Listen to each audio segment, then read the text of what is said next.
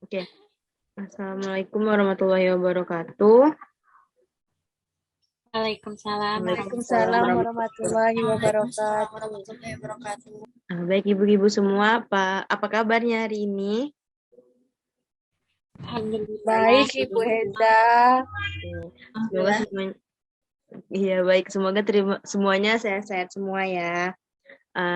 Sebelumnya kan tak kenal maka tak sayang. Perkenalkan, nama saya Naruleza Nanda. Pada hari ini kita akan bahas tentang diabetes gestasional pada ibu hamil. Jadi judul leaflet saya ini diabetes gestasional mengintai ibu hamil. Nah, kita untuk ibu-ibu semua nih yang ibu-ibu hamil, jadi harus tahu dulu gestasional diabetes gestasional itu apa sih gitu. Jadi diabetes gestasional ini adalah diabetes yang berlangsung selama kehamilan sampai proses persalinan. Jadi biasanya itu diabetes gestasional ini terjadi di TM2 atau TM3.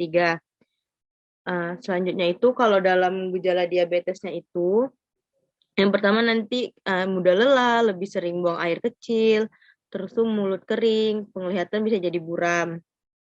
Nah, kalau ada nggak sih ibu-ibu di sini yang mengalami gejala ini gitu? Tidak ada, Bu. Oke, baik. Semoga tidak ada Belum ya. ada, Bu. Oke. Terus ini kalau komplikasi pada ibu hamil itu diabetes ini bisa menyebabkan preeklamsia, persalinan sesar, terus diabetes tipe 2 dan berlanjut pada kehamilan berikutnya. Jadi kalau diabetes gestasional ini kita anggap remeh, nanti bisa berlanjut menjadi diabetes tipe 2. Jadi kalau misalnya kita nganggapnya diabetes ini nih mungkin kita anggapnya biasa aja kan cuma selama kehamilan, atau mungkin ibu-ibu berpikirnya saya kan nggak ada riwayat gitu. Nah nanti kalau misalnya kita masih menganggap itu remeh, jadi diabetes ini bisa berlanjut ke diabetes tipe 2. Nah, selanjutnya kalau yang terjadi pada calon anak kita nanti, pada bayinya itu lahir dengan berat badan berlebih, lahir prematur, terus ada gangguan pernapasan, gula darahnya rendah, diabetes tipe 2 di kemudian harinya. Jadi nggak cuma di ibunya aja nih nanti jadinya berlanjut menjadi diabetes tipe 2, tapi juga bisa ke anaknya juga, bisa nurun ke anaknya juga gitu loh. Nah, kira-kira kapan sih Bu Bidan kita harus ke dokter gitu loh. Kita harus cek periksa nih ke dokter atau ke bidan gitu. Sebenarnya screening tes itu bisa dilakukan pada usia kehamilan 24 minggu ke atas gitu, atau pada saat muncul gejala maka harus diperiksakan ke bidan atau ke dokter. Jadi jangan takut buat periksa karena nanti kalau misalnya terlambat periksa itu nanti bisa berlanjut ke diabetes tipe 2. Nah, kalau tes diabetes gestasional itu ada apa aja nih? Yang pertama ada tes toleransi glukosa oral awal, terus nanti ada lanjutan, terus ada tes HbA1c, tes urin, USG kandungan, dan rekam jantung. Sampai di sini ada yang mau ditanyain nggak sih ibu-ibu? Belum ada, Bu. Oke. Belum ada, Bu. Oke, baik. Di info kalau misalnya seandainya saya memberikan informasinya terlalu cepat atau bagaimana ya ibu-ibu? Oke, selanjutnya Baik, ya. Bu. Oke. Jadi gini, makanan apa sih yang harus kita hindari gitu kan? Jadi makanan yang harus kita hindari agar tidak terkena diabetes gestasional itu seperti makanan yang mengandung gula berlebihan, kayak kue yang manis, es krim yang berlebihan. Kan kalau kita kan ibu hamil ini kan kadang pengennya kan banyak gitu kan, kadang yang lihat yang manis-manis tuh pengen gitu. Jadi itu ibu-ibu harus menghindarinya.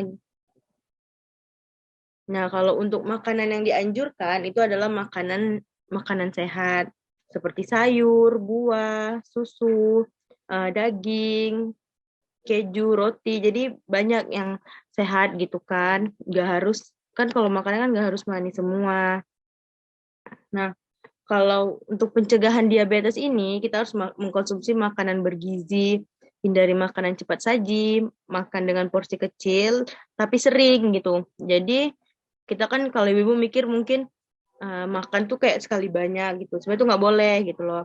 Jadi kita makannya dalam porsi yang kecil, tapi sering gitu. Setiap berapa jam sekali nanti makan lagi. Tapi dengan porsi yang kecil, jangan berlebihan juga ya ibu-ibu. Lalu kita makan dengan jadwal teratur. Nah, jangan mentang-mentang dibilang dalam waktu yang sering, tapi jadinya kita makannya jadwal tidak teratur gitu. Itu nanti bisa menyebabkan lagi diabetes. Lalu kita harus rutin berolahraga. Jadi karena nggak cukup nih dengan tidak mengkonsumsi makanan, tapi kita tidak berolahraga gitu loh. Kalau selanjutnya penanganan untuk mengendalikan kadar gulanya itu, ibu-ibu bisa diet, tapi diet yang sehat, jangan diet yang menyiksa diri. Lalu itu ada olahraga, obat-obatan. Nah, itu nanti kalau misalnya ibu-ibu ke dokter gitu kan, terus ternyata hasilnya, oh udah ada gejala-gejala diabetes nih gitu. Nanti dokter tuh pasti ngasih obat. Nah, selanjutnya istirahat yang cukup, lalu rutin kontrol ke dokter atau kontrol ke bidan yang lebih dekat gitu. Baik ibu-ibu, apakah ada yang ingin ditanyakan? Belum ada, Bu. Oke, Belum ada, Bu. baik ibu. Penjelasan saya bisa dipahami tidak? Bisa dimengerti, Bisa, Bu. Oke, baik, mudah dimengerti ya ibu-ibu.